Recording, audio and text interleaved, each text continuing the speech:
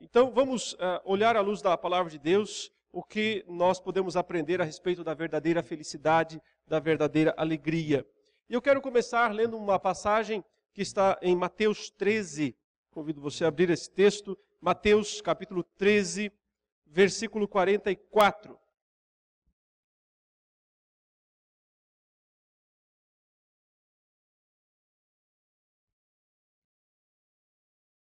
Mateus 13, 44. O Senhor estava ensinando a respeito do valor do reino de Deus através de parábolas. Ele utilizava essas parábolas como um modo de transmitir uma verdade espiritual que não poderia ser compreendida de forma tão simples, precisava mesmo de uma ação do Espírito de Deus. E tanto é que várias vezes os discípulos não entenderam as parábolas de Jesus, mas ele sempre as explicava em particular aos discípulos. E aqui ele contou a parábola do tesouro escondido. Ele disse o seguinte: o reino dos céus é semelhante a um tesouro oculto no campo, o qual certo homem, tendo-o achado, escondeu. E transbordante de alegria, vai, vende tudo o que tem e compra aquele campo. Em seguida ele contou uma outra parábola aí da pérola perdida, que ela é bastante semelhante, no sentido de dizer que o reino dos céus é também semelhante a um que negocia e procura boas pérolas, e tendo achado uma pérola de grande valor, vende tudo o que possui e a compra. Então, o que há de semelhante nas duas parábolas e o que há de diferente? Elas têm algo muito parecido e elas têm um elemento de diferença que está em destaque na primeira parábola. Ambas destacam, semelhantemente, a ideia de que uma pessoa que descobre o valor do reino de Deus está disposto ou está disposta a abrir mão de tudo mais por causa daquilo.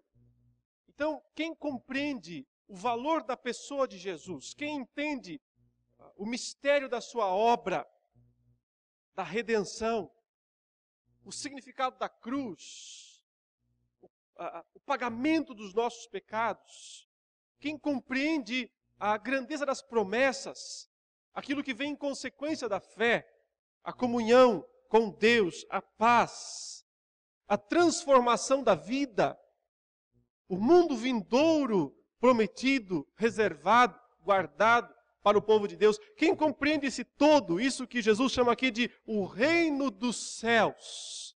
Um termo abrangente, porque justamente ele engloba todos esses aspectos relacionados à redenção em Cristo Jesus. Quem compreende isso, de fato e de verdade, está disposto a abandonar tudo ou mais por isso. As duas parábolas enfatizam isso. O homem achou um tesouro no campo. Ele não tem dono em princípio, esse tesouro, esse campo, segundo as leis dos tempos antigos, que são diferentes das leis atuais. Ele achou esse tesouro, pode ficar com ele, mas ele quer ficar com esse tesouro de forma absolutamente limpa. Ele quer ter todos os direitos. Então, para isso, ele vai e vende tudo que tem, compra aquele campo para ser o dono do tesouro do campo. O segundo é alguém que já... veja que esse primeiro dá a ideia de que ele encontrou por acaso, entre aspas aqui, né? Por acaso. Ele não estava procurando necessariamente esse tesouro, mas ele se deparou com ele e ele então percebeu o valor dele e ele então decidiu abrir mão de tudo mais para poder ficar com aquele tesouro. O segundo homem já era alguém mais experiente, era alguém que estava de fato procurando boas pérolas, ele era um negociante de boas pérolas. E ao encontrar uma então de grande valor, ele diz, uma pérola preciosa, também foi lá, vendeu tudo que ele tinha, tudo que ele possuía, para comprar, para ficar com aquela pérola. Isso é o que é de semelhante nas duas parábolas, mostrando justamente a verdade fundamental do Evangelho. Que quem o descobre, que quem o encontra, o tem em consideração máxima. Acima de tudo mais. Não há concorrentes, não pode haver concorrentes ao Evangelho em nossa vida. Ele tem que ser top, ele tem que ser prioridade total, máxima. É isso que o Evangelho é, e é isso que ele de fato é na vida daqueles que o compreendem. Então, quer dizer, a lição fica mais ou menos fácil de entender no sentido de que se alguém tem o Evangelho, o reino dos céus na sua vida como algo que fica em segundo plano, em segundo lugar, então qual é a explicação? Não compreendeu. Não entendeu o Evangelho. E um pequeno parênteses, veja como isso fica longe, distante da ideia muitas vezes pregada hoje em dia, né, de que o Evangelho é o que nos faz conquistar as demais coisas. Como se distancia essa ideia. Porque o Evangelho não é algo que se acrescenta em nossa vida. E aí nós também teremos outras coisas acrescentadas, no sentido de ter riqueza, de ter influência, poder, sei lá, saúde, etc. Ao contrário, ele é aquilo que se destaca acima de todas as demais coisas. E por causa do que nós estamos dispostos a abrir mão de todas as demais coisas. O que Jesus dizia aos seus discípulos: quer vir após mim? Só tem um caminho, precisa negar-se a si mesmo. Precisa tomar a sua cruz. E então você pode me acompanhar. Prioridade máxima. 3 discípulos se aproximam. Os 3 estão até certo ponto interessados em seguir a Jesus, porque estavam lá. Um se oferece: mestre, seguir-te-ei por onde quer que fores. Era um escriba. E Jesus olha para ele e diz: não é bem assim. Curioso isso, não é? Jesus rejeitando um candidato a discípulo. Geralmente a pregação que se fala não é que ele está desesperado para abraçar a todos, que ele quer todo mundo e que ele aceita todo mundo do jeito que estiver. E no entanto ele olha para esse discípulo e diz: não é bem assim. Quais são os seus interesses? Você quer vir atrás após mim por que motivo? Por que motivação? O que está em seu coração? Qual é o seu alvo? E nós aprendemos qual era o alvo daquele discípulo, o candidato a discípulo, o escriba, quando Jesus diz: as raposas têm covis. Os passarinhos têm ninhos, mas eu não tenho onde reclinar a cabeça. Em outras palavras, você está querendo me seguir para ter conforto? Você quer vir após mim para ter influência? Você quer ser talvez o meu escriba pessoal? Você quer um bom salário por causa disso? Você quer notoriedade? O que é que você quer? Se quiser qualquer uma dessas coisas, não pode ser meu discípulo. Porque para ser meu discípulo, tem que estar disposto a ser mais pobre que as raposas. A ser mais pobre que os passarinhos. Sim, porque Jesus disse: até as raposas e os passarinhos são mais ricos do que eu. Porque eles têm casas. E eu não tenho. Jesus alugou uma casa por um período em Cafarnaum. Mas nessa fase ele estava sem teto, desalojado. Ele disse: se alguém quiser vir após mim, tem que estar disposto à mesma coisa. Qual é a prioridade? Percebe? O outro discípulo, o candidato, foi Jesus quem o chamou. Ele disse: venha comigo. E sempre quando alguém tem uma desculpa, sempre quando alguém tem algo que ele precisa atender antes do que Deus, do que as coisas de Deus, isso caracteriza que a pessoa não entendeu o valor do reino.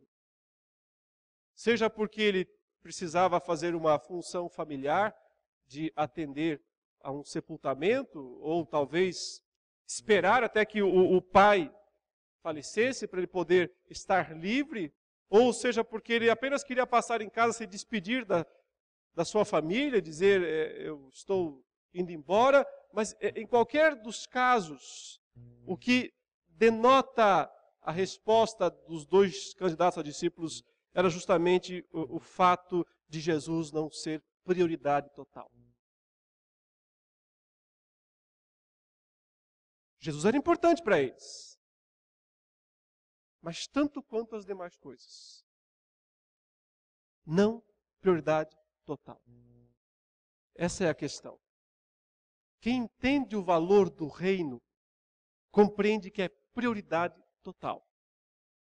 Que todas as demais coisas ficam subservientes. E que se pode abrir mão de qualquer outra coisa, menos do tesouro, menos do reino.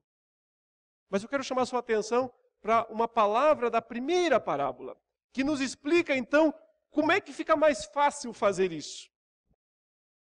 Porque senão as coisas parecem meio difíceis às vezes de tomar uma decisão por Jesus. Mas há um segredinho aqui, no versículo 44, que explica a verdadeira motivação para fazer o que deve ser feito. Ele diz, e transbordante de alegria, vai, vende tudo o que tem.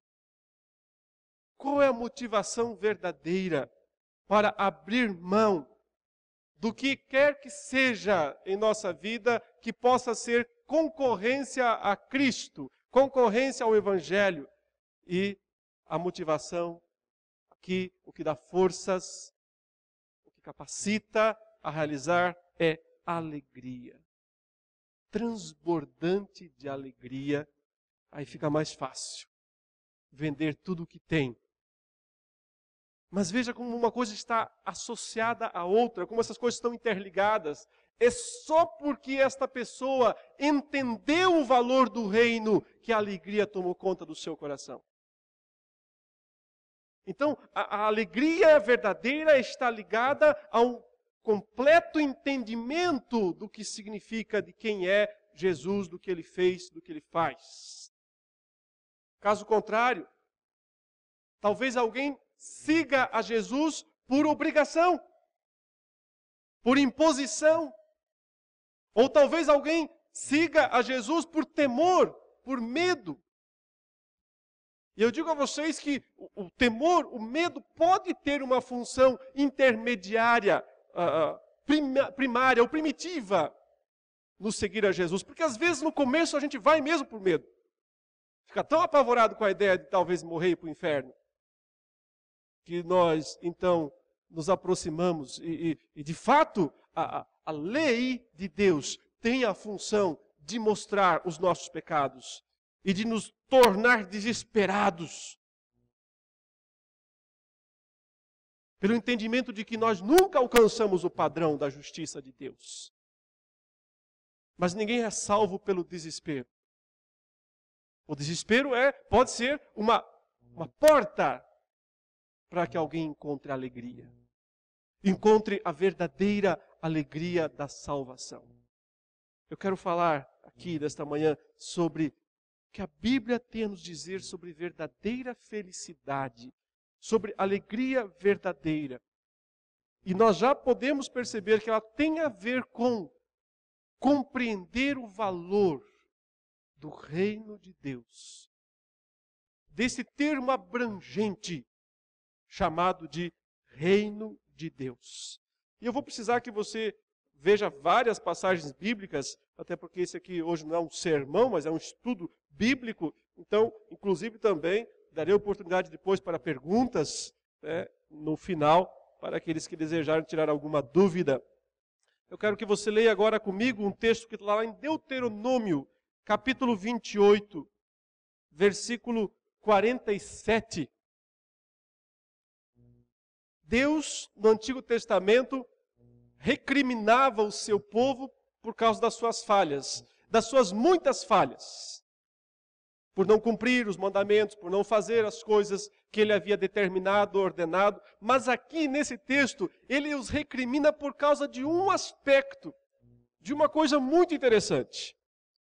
Ele diz o seguinte, no verso 47, ao povo dele: porquanto não serviste ao Senhor, teu Deus, com alegria e bondade de coração, não obstante a abundância de tudo. Em outras palavras, apesar de eu ter abençoado vocês terem recebido todas as bênçãos das minhas mãos, mas vocês não me serviram com alegria. Como diz o Salmo 100, né? Servi ao Senhor com alegria. O que Deus espera não é um serviço por obrigação. O que Deus espera não é um serviço por temor. Mas acima de tudo, claro que obrigação e temor cumprem funções intermediárias no nosso relacionamento com Deus. Mas o que Deus quer acima de tudo é alegria. Ele diz, vocês não me serviram com alegria. Vocês não se alegraram em mim. Através das coisas que eu concedi a vocês. Então ele diz as consequências, verso 48. Assim, com fome, com sede, com nudez e com falta de tudo, servirás aos inimigos que o Senhor enviará contra ti. Sobre o teu pescoço porá um jugo de ferro, até que te haja destruído. Vocês não quiseram me servir com alegria, vocês vão servir aos inimigos. Sem alegria. Com total tristeza. Com total terror. Isso se cumpriu quando Deus mandou o exílio. Quando Nabucodonosor, o imperador de Babilônia, veio com seus exércitos e destruiu Jerusalém, a Judéia, e levou o povo cativo para ficar 70 anos cativo em Babilônia. Lá eles serviram aos inimigos. E Deus está dizendo que a razão disso foi falta de alegria. Falta de servir ao Senhor com alegria. Percebemos, portanto, que Deus está muito interessado em nossa verdadeira alegria. E que Deus espera que o seu povo haja e transpareça através da sua vida alegria verdadeira. Qual é o fundamento bíblico da alegria? Qual é o fundamento? Qual é a fundamentação? Por que é que Deus quer que nós sejamos alegres e o sirvamos com alegria? E a explicação é, conforme muitos teólogos têm explorado esse tema, e ele é verdadeiro, aquele livro de John Piper, em que ele fala sobre a alegria do Senhor, o fundamento é porque Deus é um Deus feliz. Deus é um Deus alegre. Alegria é também um dos atributos, uma das expressões divinas. Deus criou o mundo por causa disso. Vá comigo para Gênesis capítulo 1 e vejam as expressões, o modo como Deus avalia seu próprio trabalho na medida em que Ele o está realizando. Gênesis capítulo 1.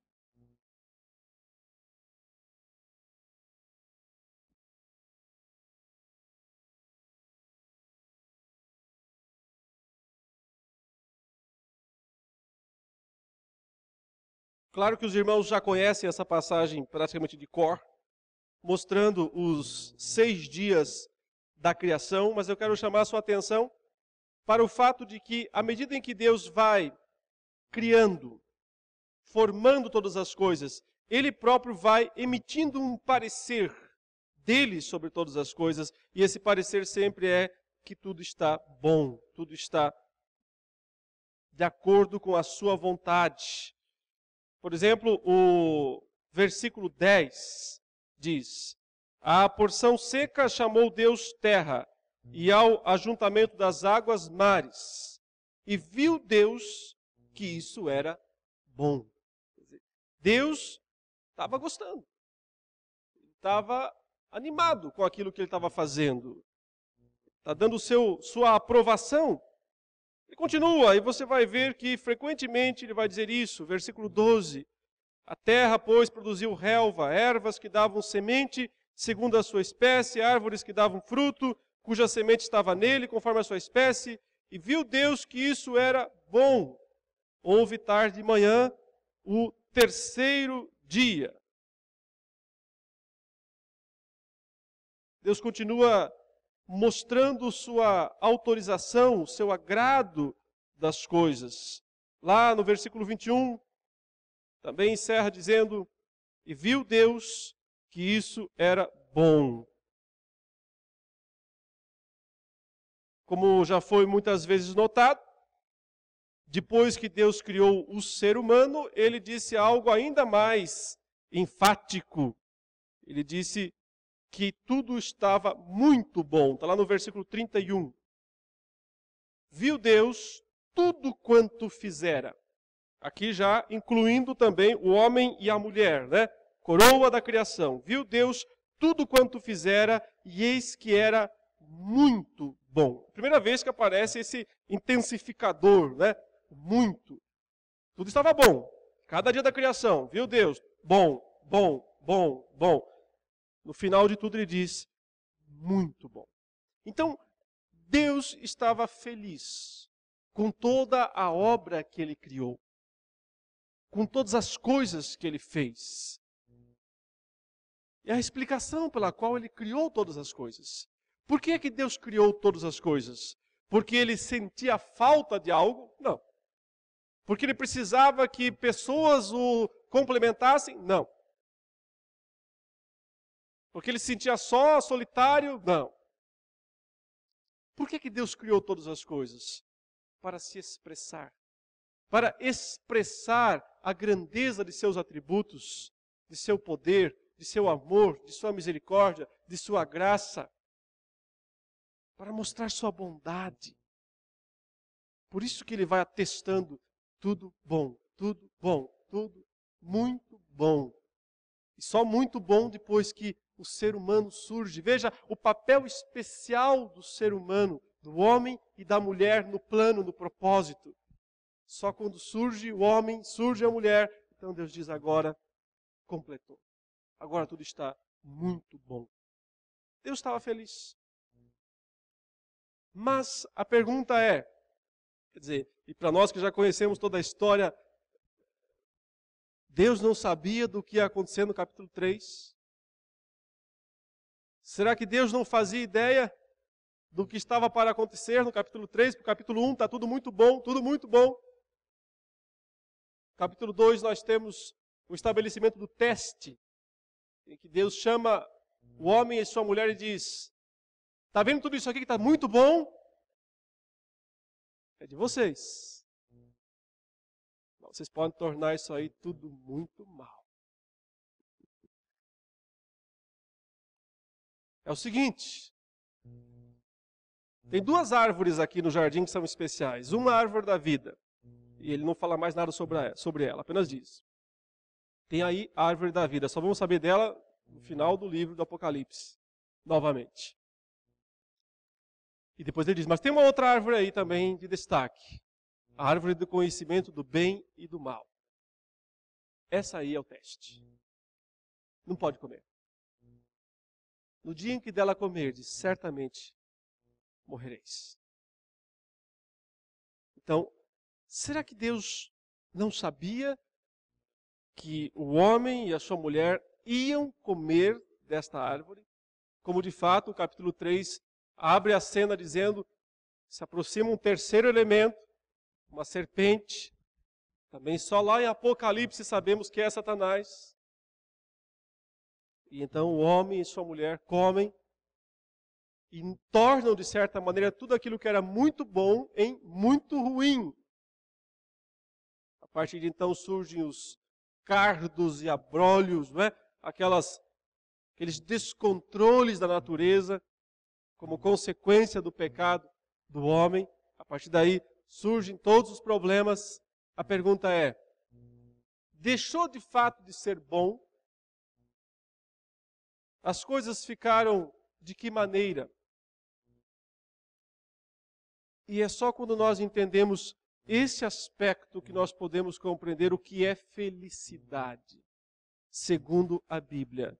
Porque Felicidade segundo o mundo é euforia, é esquecer os problemas, é se embebedar para esquecer do que está acontecendo, é deixar as paixões dominarem, é se largar no mundo. Isso é alegria, isso é felicidade segundo o mundo. Felicidade segundo o mundo é escape, é alienação. Isso é felicidade segundo o mundo. E para muitos crentes também é isso.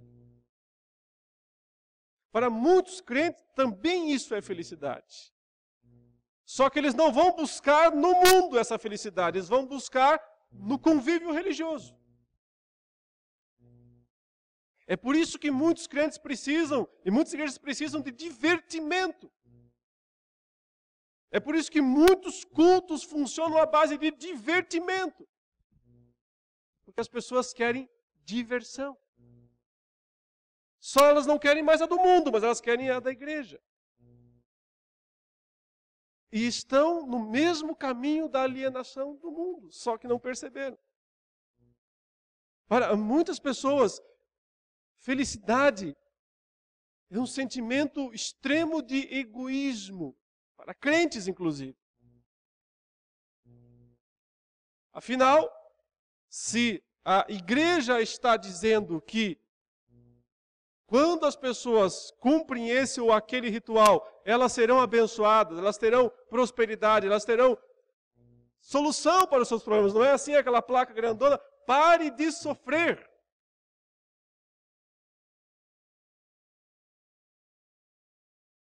E a questão é que é impossível parar de sofrer. Porque o sofrimento foi estabelecido por Deus como ordem deste mundo até o último dia. Até o dia em que o Senhor voltar. Até lá, os campos continuarão produzindo cardos e abrolhos. Até lá, as mulheres continuarão sofrendo dores de parto. Pode ser que tome anestesia, mas a dor está lá igual. Faz parte da ordem da criação. O que Paulo fala em Romanos 8, a natureza geme e suporta angústias até agora.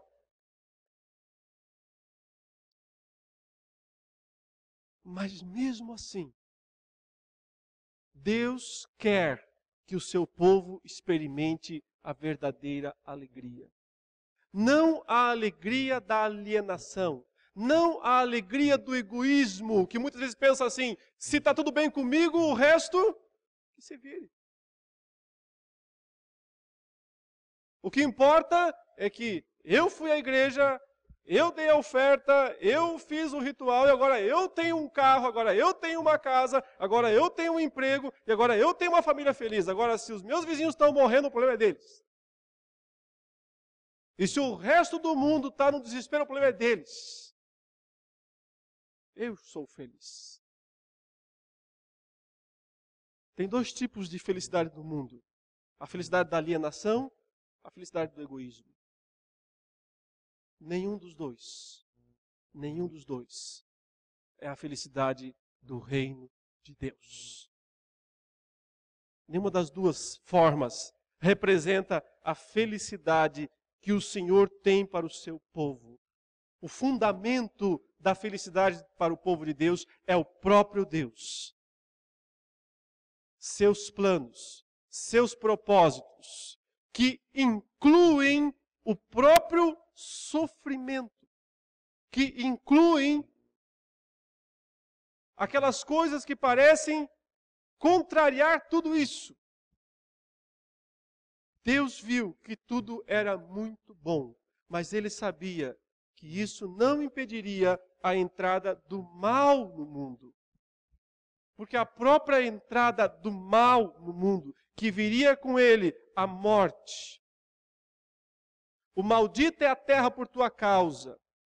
E todos os sofrimentos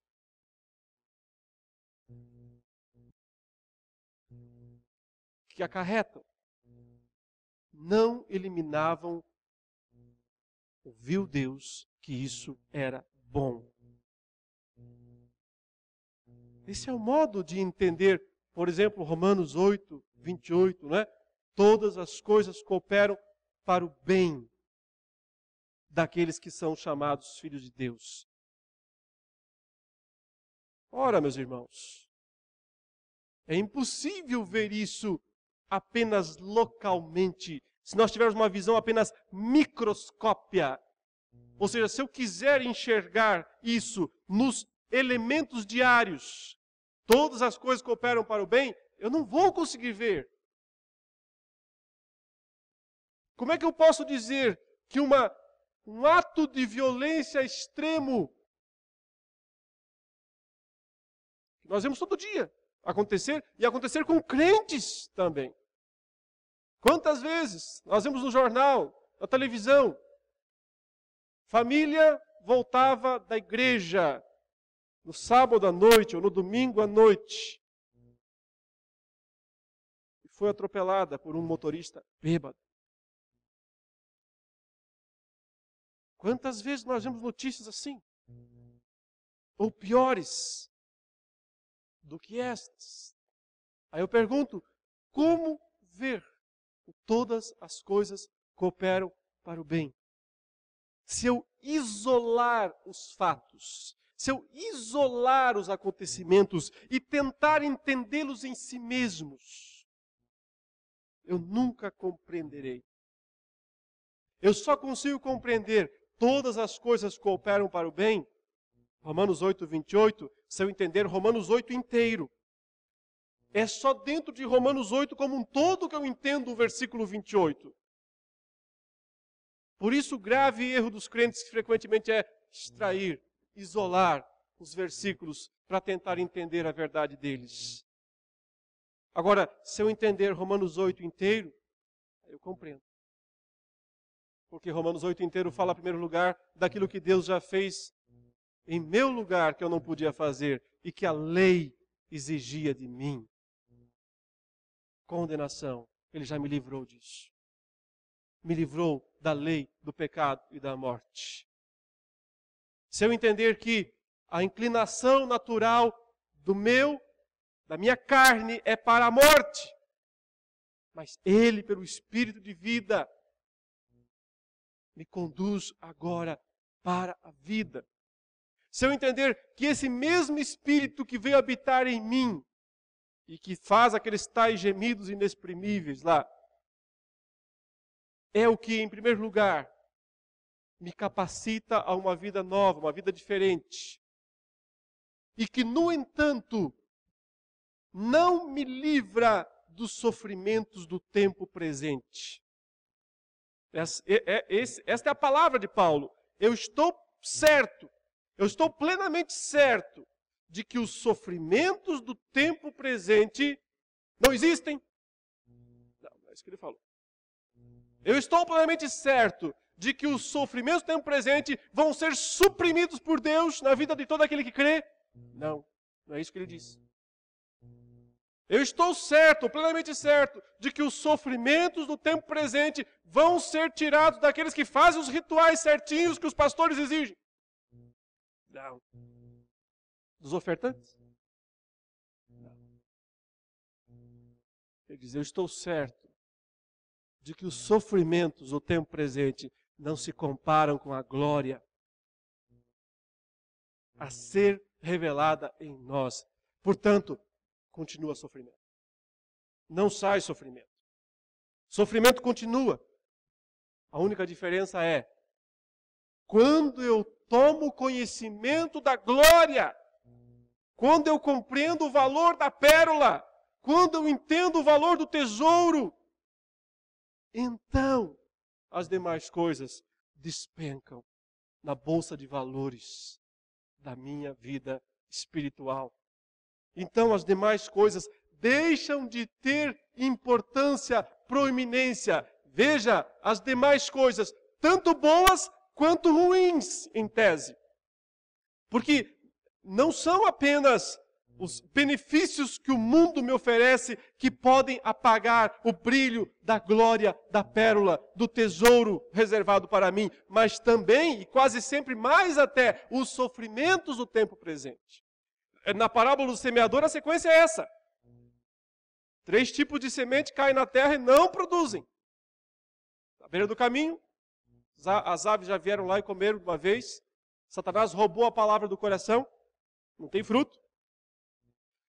Mas o segundo tipo de semente cai na terra e produz terreno pedregoso. Ok?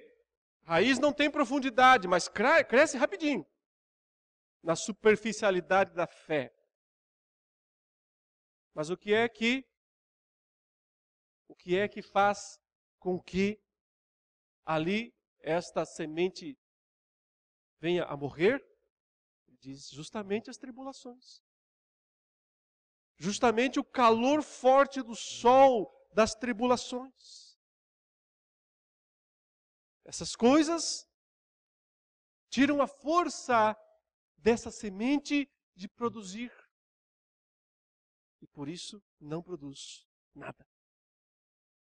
Mas a próxima semente caiu em terra onde não havia pedras, havia concorrência. Os espinhos ali cresceram. E Jesus diz que eles são os cuidados desse mundo, a fascinação das riquezas. E eles então sufocam a semente. Veja, essas duas coisas são concorrentes sérios da verdadeira alegria. E são o que destroem a durabilidade e a produtividade da vida do crente. O sofrimento e as ofertas. A fascinação das riquezas. Ambas as coisas. O Espírito Santo veio então em nossa vida, diz Romanos 8, para que nós pudéssemos ter noção de que nós temos um tesouro muito mais valioso do que quaisquer tesouros desta vida.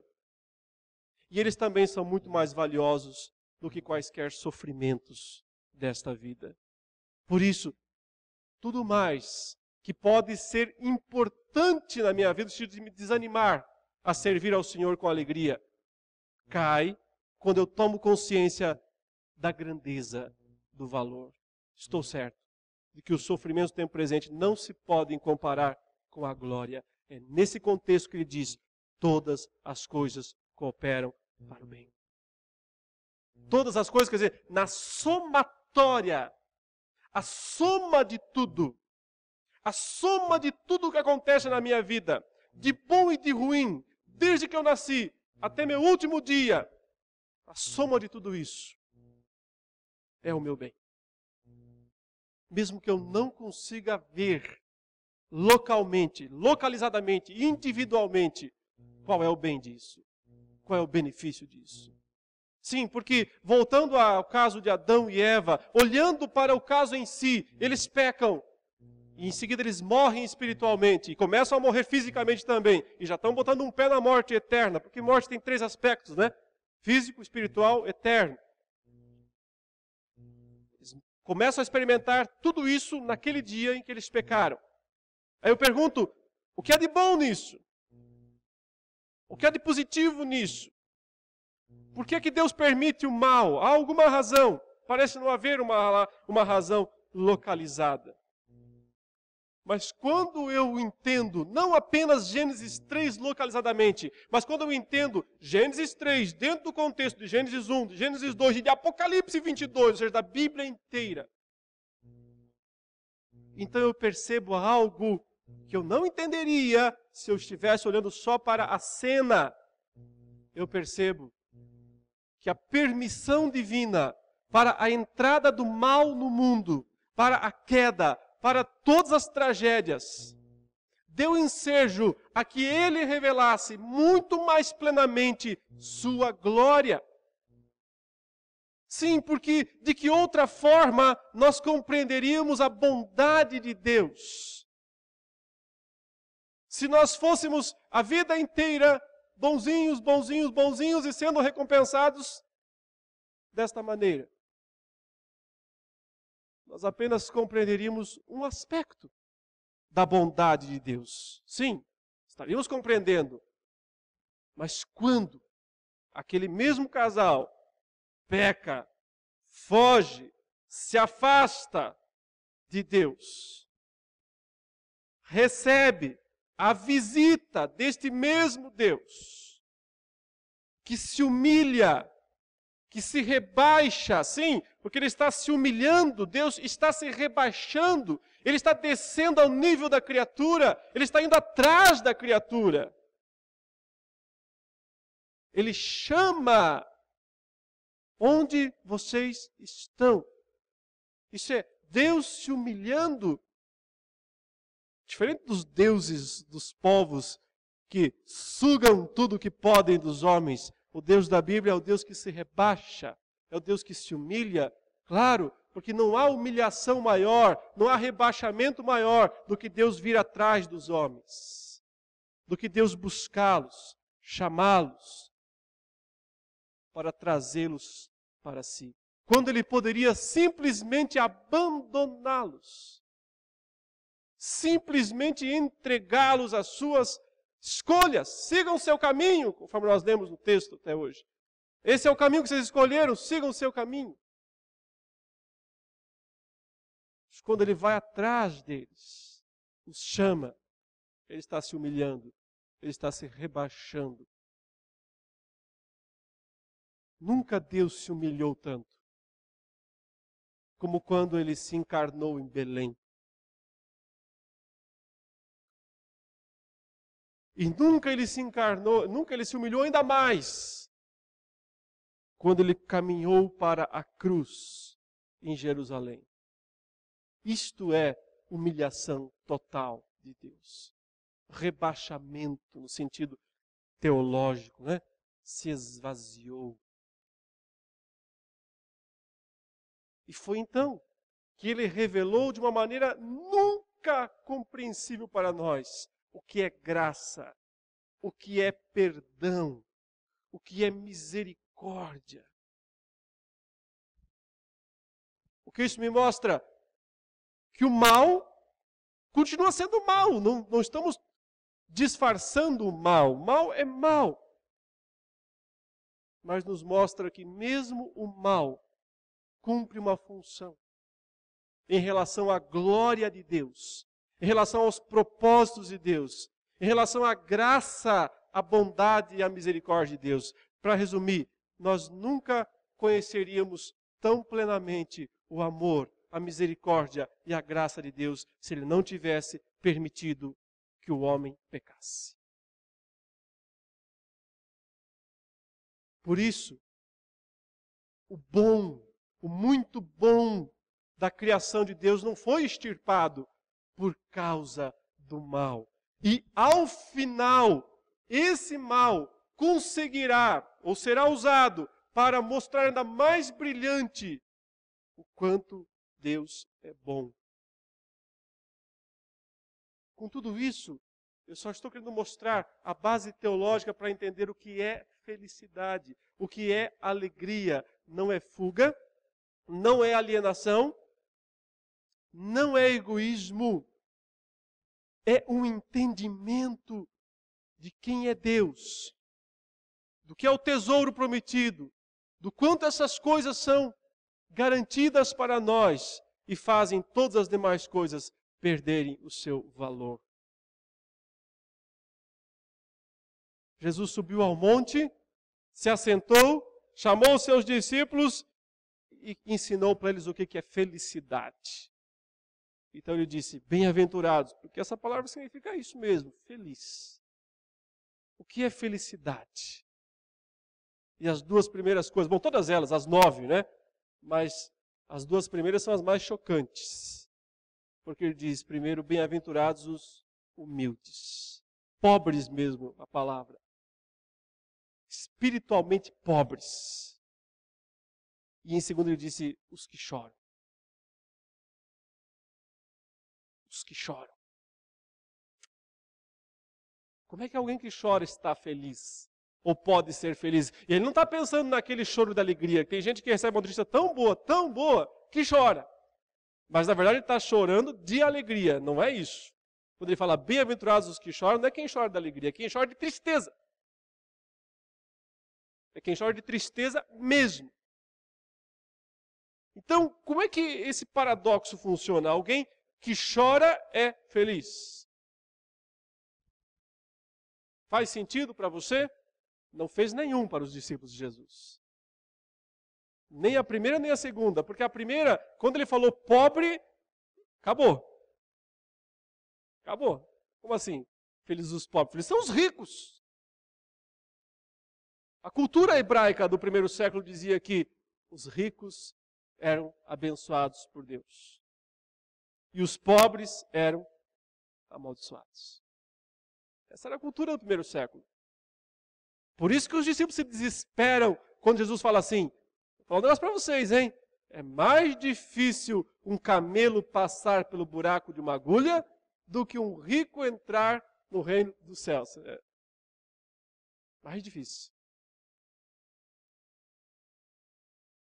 Ou mais fácil.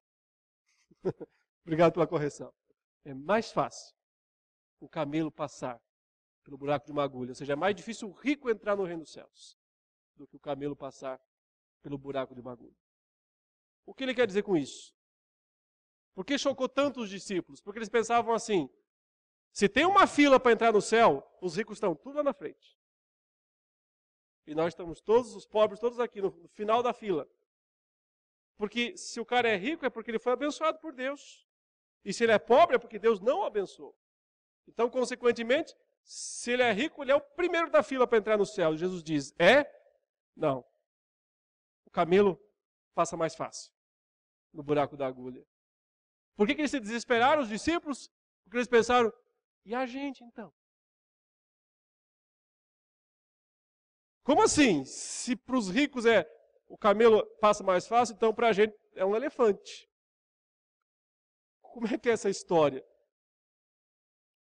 É por isso que ele conta a parábola do rico e do Lázaro, dizendo, olha, o rico morreu e foi para o Hades, foi para o inferno.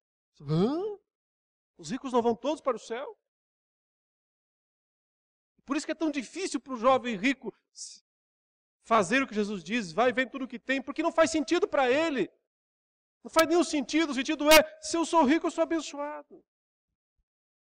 Se eu sou rico, é porque Deus está me abençoando.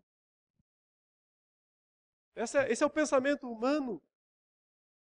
É o pensamento carnal. Mas o ponto de Jesus é algo mais valioso que isso. Algo que vale mais do que tudo isso. É um tesouro muito mais precioso. Quem tem, vende tudo para ficar com isso. E vende transbordante de alegria. A alegria está em saber que você encontrou o propósito para a sua vida. Que a sua vida não é mais uma partícula à toa girando no mar tempestuoso que só lança lodo e lama. A sua vida agora está revestida de um propósito. Você sabe de onde você veio, você sabe onde você está, você sabe para onde você vai. Você sabe que os sofrimentos do tempo presente são reais e continuarão. Mas não se comparam com a glória por vir a ser revelada em nós. Você sabe que a queda, o mal, tudo que existe de ruim, é mal, continuará sendo, mas não invalidam o propósito bom de Deus. O fato de que Ele criou todas as coisas com um propósito bom. E que ao final, essas coisas todas estarão organizadas, pois todas as coisas cooperam para o bem. Como tentar, meus irmãos, tornar isso prático em nossa vida?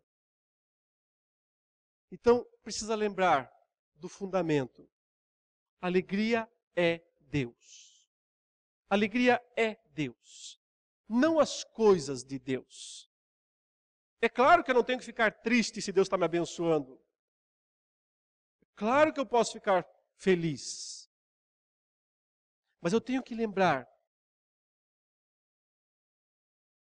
que a minha felicidade não pode depender de bênçãos.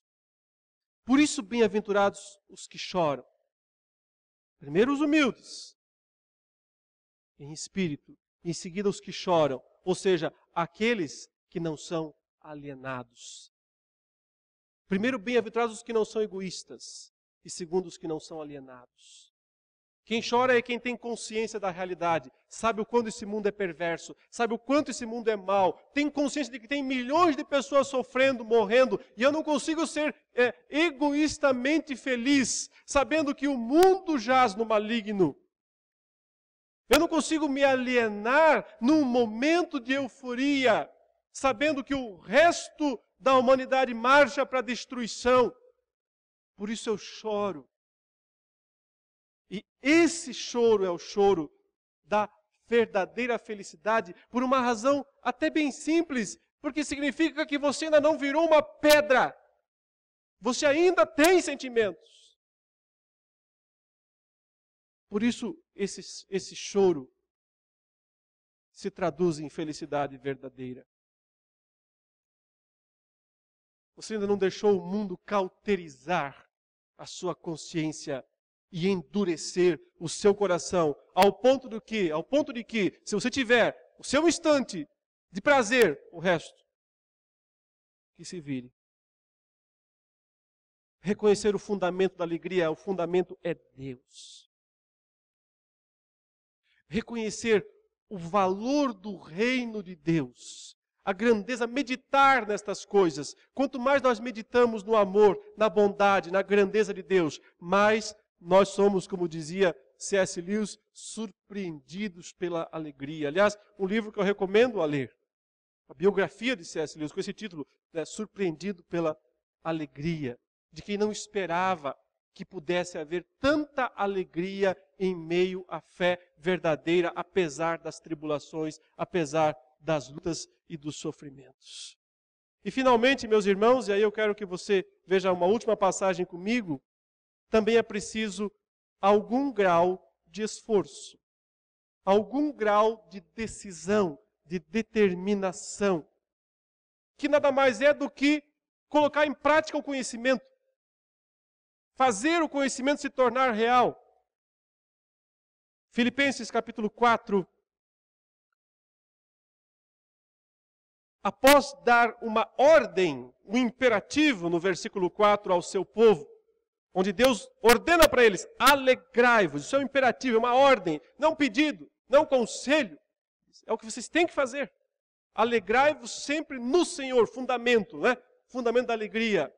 O Senhor, não as coisas, não as situações. O Senhor, alegrai-vos sempre no Senhor. Ele insiste, outra vez vos digo, alegrai-vos. Ele dá uma série de conselhos bem práticos, falando, por exemplo, de vida equilibrada, no versículo 5, moderação, né? Equilíbrio. Eu acho engraçado que os comerciais de televisão mostram o pessoal bebendo de uma forma endoidecida e no final coloca lá a frasezinha, beba com moderação. Nada mais incongruente, nada mais contraditório. Isso, não é possível moderação lá. Moderação está aqui. Ele diz, seja a vossa moderação conhecida de todos os homens, perto está o Senhor. A presença de Deus, a proximidade de Deus me faz ser moderado, me faz ser equilibrado. O outro conselho prático dele é, troque a ansiedade pela oração. Substitua a ansiedade pela oração. Não é isso? Não andeis ansiosos de coisa alguma. Em tudo, porém, sejam conhecidas diante de Deus as vossas petições pela oração, pela súplica, com ações de graças. Então, troque a ansiedade pela oração. Pintou a ansiedade, vai orar. E finalmente ele diz, experimente a paz que excede todo o entendimento. A paz de Deus que excede todo o entendimento vai guardar o coração de vocês. Vai guardar como guardas vigiam um tesouro. Paz vai fazer isso com vocês. Mas Paulo não terminou ainda, ele vai dar vários conselhos depois a serem lidos no versículo 8, no versículo 9, e aí chega a experiência dele de alegria, a pessoal. Verso 10, alegrei-me sobremaneira no Senhor, porque agora uma vez mais renovastes a meu favor o vosso cuidado, o qual já tinhas antes, mas vos faltava oportunidade. Resumindo, mandaram uma oferta para Paulo. Estava preso, precisava de recursos. Os filipenses mandaram talvez um pouco de dinheiro, mas mais mesmo era roupa, comida, para Paulo poder passar um pouco menos ser menos sofrida a sua estadia na prisão. E Paulo está agradecendo, dizendo que ficou feliz. Alegrei-me, quer dizer, não há nenhum problema em se alegrar nas bênçãos que Deus concede. Não há nenhum problema nisso. O problema está em fazer disso a fonte da alegria. E aí, o versículo 11 explica. Ele diz, digo isto, quer dizer, estou dizendo que eu estou feliz, porque vocês me mandaram uma oferta. Digo isto não por causa da pobreza. Por quê? E aí que eu falei que envolve um certo esforço, envolve uma certa decisão de fazer o que tem que ser feito, porque aprendi a viver contente em toda e qualquer situação. Você observa? Aprendi. Não é natural. Não é automático. Não é instantâneo. Envolve um grau de aprendizagem, de decisão, de prática. Ele diz, eu aprendi a viver contente em toda e qualquer situação. Tanto sei estar humilhado. Olha que palavra, hein? Humilhado. Como também, um destaque, honrado. De tudo e em todas as circunstâncias já tenho experiência, tanto de fartura, ou seja, churrasco está de primeira na mesa, como de fome. Não sei quantos de nós já passaram fome, eu acho que talvez ninguém, fome mesmo. Paulo está dizendo, passei fome. E, no entanto, aprendi a viver contente. Com a mesa farta ou passando fome. De tudo, ele diz, eu tenho experiência. De abundância como de escassez. E aí vem aquele famoso e mal compreendido versículo bíblico. Tudo posso naquele que me fortalece. Destacado, isolado, significa sou um super crente.